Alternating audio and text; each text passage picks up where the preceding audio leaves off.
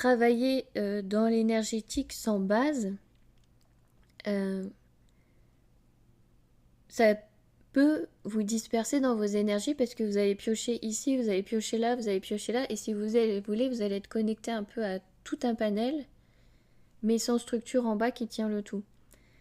Si vous voyez, si vous voulez, si je dois imager, c'est comme si on avait différents ballons qu'on tient avec un fil qui sont connectés à nous, mais du coup, s'il n'y a pas ce fil qui connecte à nous en bas à la base, si vous voulez, les ballons ils s'envolent un peu dans tous les sens. Donc c'est pour ça que c'est important en fait de les relier, de les connecter.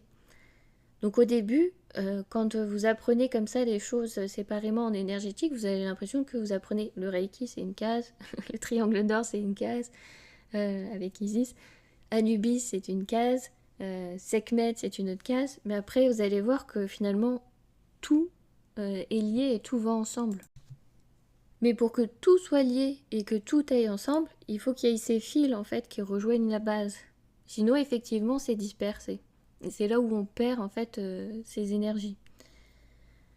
Donc, c'est pour ça que je vous alerte souvent à regarder ce qui est fait, ce qui est transmis, et que la personne en fait vous donne vraiment des bases basiques, fondamentales. Parce que ces bases basiques fondamentales, vous allez les faire, les refaire, les re-refaire et les retrouver partout. Dans le chamanisme, la première chose qu'on fait, ancrage. Première chose que j'ai fait en Reiki, ancrage. Vous retrouvez toujours la même base. C'est hyper important.